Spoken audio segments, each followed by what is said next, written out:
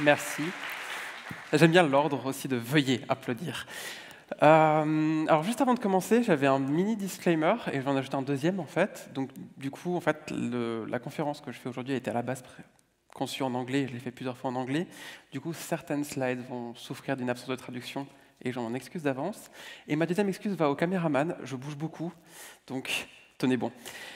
Et du coup, je m'appelle Damien Senger, je suis effectivement Product Designer et Accessibility Advocate aux Pays-Bas, donc pour à la fois mon studio personnel, Raccoon Studio, vous allez voir, j'adore les raccoons, mais aussi pour Castor EDC, qui est une boîte qui est faite dans l'industrie de la santé, pour aider les chercheurs avec des dashboards et pour avoir toutes les informations, toutes les données.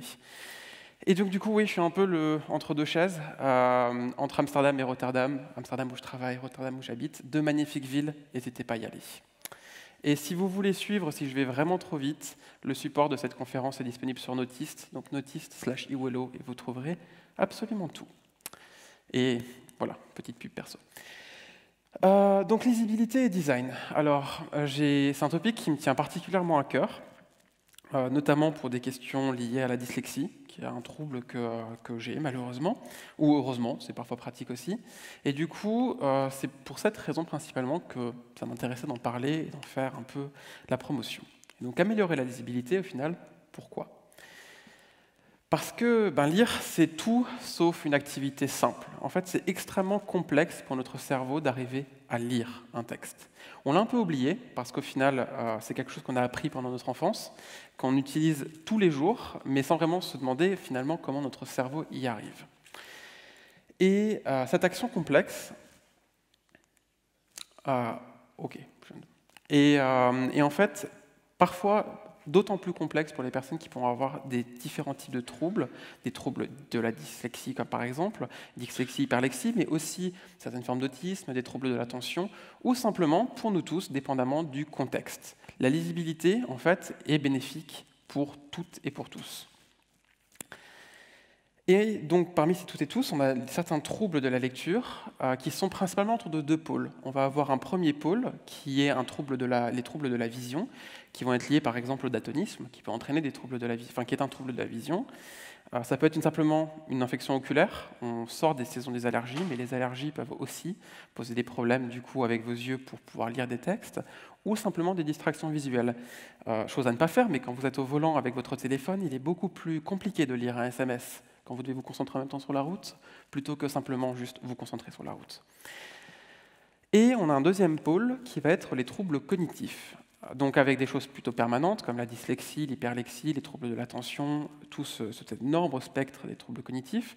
Mais après, on a deux autres éléments. On peut avoir l'aisance linguistique, qui va avoir un gros impact sur la lecture, ou les contextes stressants. Essayer de trouver la porte d'embarquement de votre avion dans un aéroport est un contexte particulièrement stressant. Vous avez besoin d'une information rapide et claire, parce que vous ne pouvez pas lire 3 tonnes de pavés. Et ces fameux troubles de la lecture sont des troubles en général de l'apprentissage ou des troubles cognitifs qui vont être autour de 3 pôles, donc la compréhension du langage, la vitesse et la précision de traitement, et ça peut aussi être un déficit phonologique.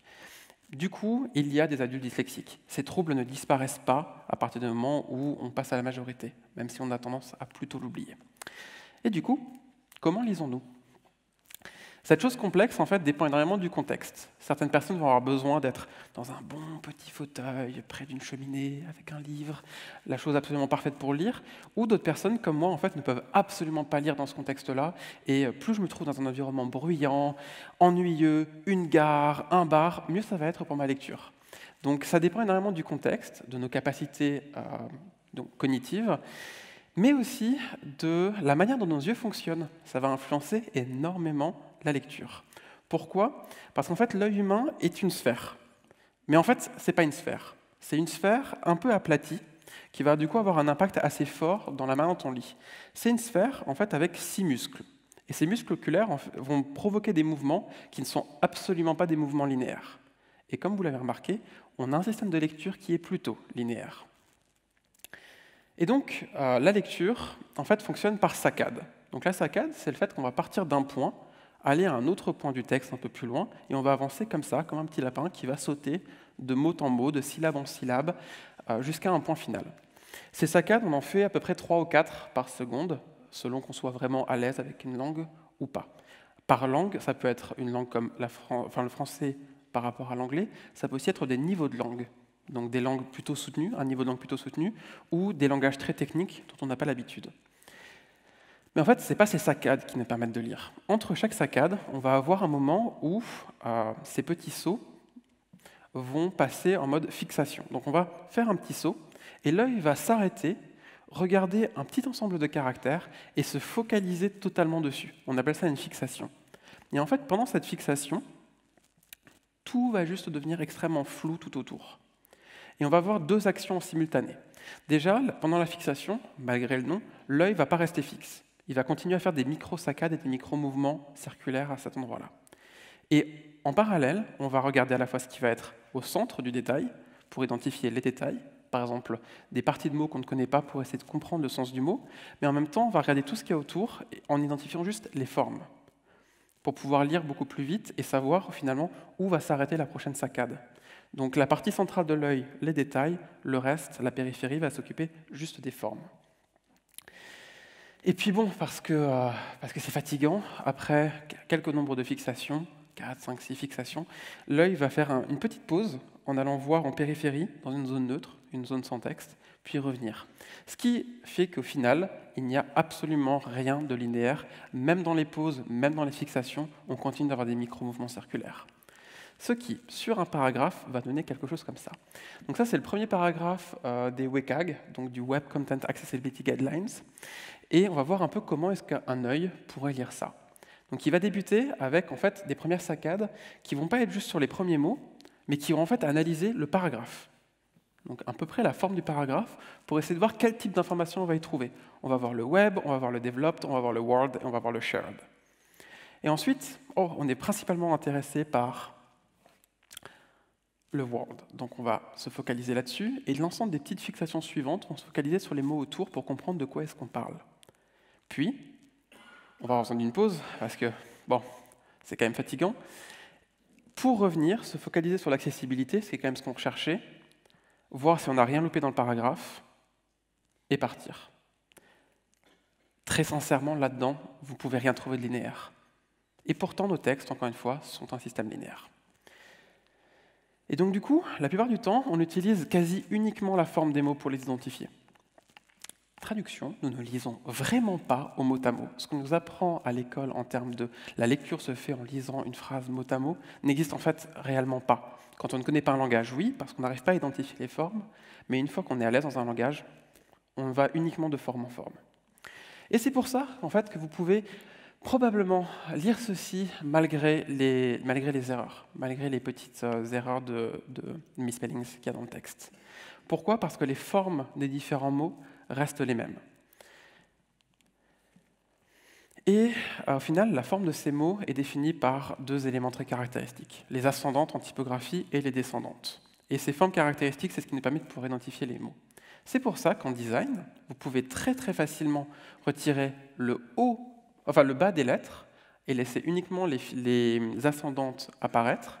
Et dans ce cas-là, on peut très facilement lire le texte qui est indiqué, mais on va avoir beaucoup plus de mal à retirer la partie ascendante et ne laisser uniquement que les descendantes, parce que la majeure partie des éléments d'identification vont toujours être au-dessus. Donc en design, vous pouvez jouer avec les formes, mais jusqu'à une certaine limite. Et donc, ça nous amène en fait à ça. On va détecter la forme. Il faut vraiment que je pointe dans cette direction-là. Désolé. Voilà. On va détecter la forme, et c'est ce qui fait qu'on n'écrit pas en majuscule d'impression, en capital, sur un site web. Parce qu'en fait, on n'a aucun moyen du coup de savoir quelle est la forme du mot. On a besoin de toutes ces petites hauteurs, de toutes ces petites différences. Et c'est ce qui nous permet de pouvoir comprendre un texte, même si on ne comprend pas tous les mots, ou même s'il y a des erreurs. Problème, par exemple, en anglais, mais bon, voilà. Si vous pouvez facilement comprendre que le deuxième mot, c'est problème. Parce qu'au final, si vous passez très rapidement dessus, vous avez quelque chose qui va être extrêmement similaire. Vous avez le même système, finalement, de forme, avec une forme centrale, un peu plus élevée, et un P au début. Celui d'en bas, en fait, le B est aussi déplacé et le L sont déplacés pour changer totalement la forme du mot.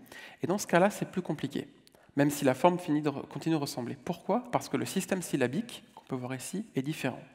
2 syllabes pour problème, 2 syllabes pour Port-Belm. Et en fait, on va avoir un système beaucoup plus complexe pour le dernier, sur 3 syllabes. Et c'est pour ça que l'œil ne va pas réussir à comprendre le dernier plus facilement comme étant problème par rapport aux autres.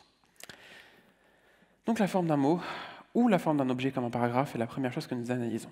Ce qui donne, en termes de lisibilité, quelques notions de base tirées de ça. Des notions de base que vous pouvez retrouver dans tous les aéroports du monde. Ça s'appelle les 4 C de la lisibilité. Vous allez avoir d'un côté la continuité, le fait qu'une information doit être répétée de manière continue et consistante, on va voir celui-là après, jusqu'à l'objectif final. Vous voyez, c'est le même panneau qui est répété systématiquement. Et sur la vraie photo, il est répété 5 fois, le vrai panneau.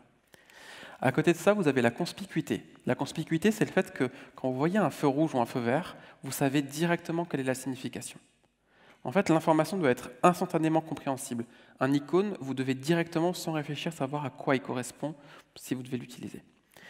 La cohérence, le fait que dans un aéroport, une fois qu'une gate est appelée gate, elle sera toujours appelée gate. Un restaurant sera toujours appelé restaurant. Bar, toujours un bar. Le restaurant ne deviendra pas un snack. Et la clarté, le message va droit au but. Comme je disais, contexte stressant, les gens essaient de trouver l'information, donc dans ces cas-là, un departure, c'est departure et c'est rien d'autre. L'information est toujours affichée de la même manière, avec les mêmes mots. Et du coup, appliqué au web, ça donne plein de conseils qu'on peut appliquer. Le premier, c'est qu'Open Dyslexia, ce n'est pas vraiment une solution, dans le sens où ça va aider une très faible part des dyslexiques, mais ça ne va pas apporter une amélioration de la lisibilité globale de votre site web. Donc l'information la plus importante, au final, doit se retrouver, pour que ce soit lisible, dans les 2 premiers paragraphes.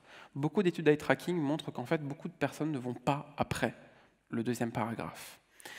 Et si vous mettez les informations principalement dans le 2e paragraphe, vous avez plus de paragraphes. Dans ces cas-là, vous devez avoir une hiérarchie de titres pour permettre non seulement aux gens qui peuvent voir le site web de scanner le contenu, mais aussi pour les gens qui utilisent des screen readers, des web-auteurs et toutes ces choses-là, de pouvoir très rapidement accéder à la bonne information. Et si vous avez une hiérarchie de titres, vous mettez toujours au début des titres les mots porteurs de sens.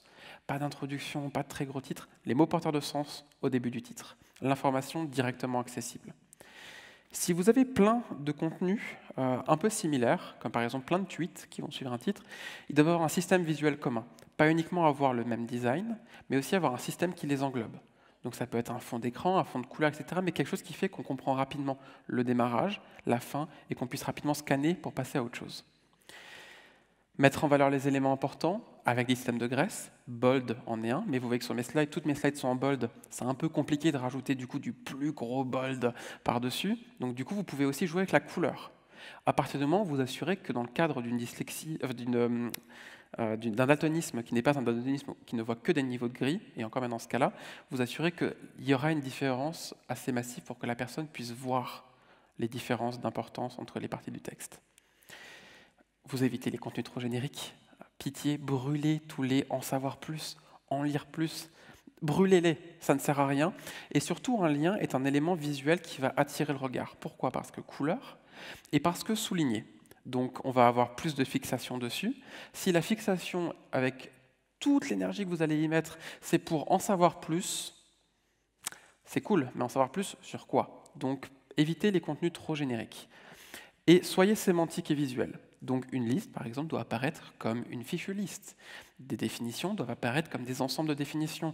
HTML est formidable, mangez-en. Matin, midi, soir, c'est parfait. Mais si vous l'utilisez correctement, pensez aussi à ce que votre design soit appliqué correctement sur la sémantique utilisée par le HTML. Pas que le développeur, mais le designer doit aussi faire très attention à ça. Et gardez un layout constant. Si vous voulez motiver vos utilisateurs à lire plus d'informations lorsqu'ils recherchent une information, ayez un layout constant. Parce que c'est utile pour tout le monde, mais notamment pour les personnes 10, pour les personnes avec des troubles de l'attention, pour les personnes autistes, pour rapidement comprendre comment une interface fonctionne et aller très rapidement à l'information recherchée, y compris quand vous avez un attention span qui est très réduit. Et enfin, les ciseaux, coupez vos contenus. Tous vos contenus, diminuez-les par la moitié, retirez la moitié. Et quand vous avez retiré la moitié, retirez encore la moitié. Trop de contenu, ça empêche la lisibilité. Vous pouvez faire toute la macro type que vous voulez. Si votre contenu est un foutoir parce qu'il y a 4 fois trop de texte pour le SEO, pas bon. Du coup, on va prendre un texte un peu générique, comme ce texte-là, qui est un texte, magnifique texte des Métamorphoses de Kafka. Ça pourrait donner quoi? Ça pourrait donner ça, où en fait, ma télécommande marche une fois sur 3. Où en fait, on va augmenter la hiérarchie des titres, donc ils sont quand même beaucoup plus visuels dans ce cas-là, mais en plus d'augmenter la hiérarchie des titres, more white space, toujours plus d'espace blanc. Parce que vous allez avoir besoin de ces espaces blancs pour permettre à vos yeux de ne pas aller faire de pause visuelle trop loin. Vos yeux vont regarder pour une partie neutre, pour un espace neutre. Il faut qu'il soit proche, parce que plus loin il sera, moins on va avoir tendance à retourner au contenu. Donc le white space, au-delà du fait que c'est plus joli, c'est aussi très utile pour reposer vos yeux.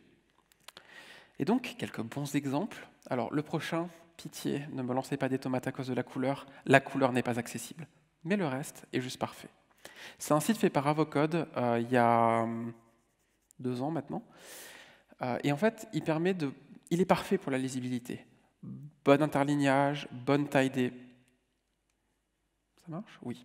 Bonne taille de caractères, hiérarchie visuelle très présente, animation qui débute mais qui s'arrête très rapidement pour ne pas déranger la lecture. Quand vous scrollez, vous avez la nouvelle animation. Vous contrôlez le scroll, donc c'est moi qui vais très vite sur le scroll. Mais ça, c'est lisible et c'est créatif. Et en plus, ça fonctionne. Donc c'est le genre de choses en termes de lisibilité que vous pouvez avoir en respectant ces quelques règles. Mais vous avez aussi un autre site qui a fait ça très bien dernièrement, même si le redesign fait beaucoup parler de lui, qui est Smashing Magazine. Je vous parlais d'avoir des éléments proches avec des groupes de contenus similaires, avec par exemple des backgrounds communs. C'est ce qu'ils ont fait. Tous les articles sont sur fond blanc. Et vous allez retrouver systématiquement, ici, la même information avec le temps de lecture, le leave a comment, qui est totalement différent du texte en lui-même. Il y a un read more, on ne peut pas toujours être parfait, mais globalement, si on passe la page très très vite, vous allez voir que vous êtes capable de voir tous les titres, vous êtes capable de voir tous les textes, vous êtes capable de directement voir le nombre de commentaires et de voir ce qui vous intéresse, même en passant très vite dessus, parce que le layout est consistant. Et à la fin, de nouveau, le fond rouge est de retour avec toutes les informations similaires, ici les topics qui sont groupés ensemble avec les petits points entre les textes, mais aussi ce fond rouge commun, donc layout consistant. Voilà, c'était en très très très rapide l'idée de comment essayer d'améliorer sa lisibilité sur un site web avec quelques petits conseils pratiques tirés de, au final, comment notre œil marche. Et donc j'espère que vous allez pouvoir reprendre ça et améliorer la lisibilité de tous vos sites web pour les dyslexiques, les personnes avec des troubles d'attention ou simplement juste votre voisin.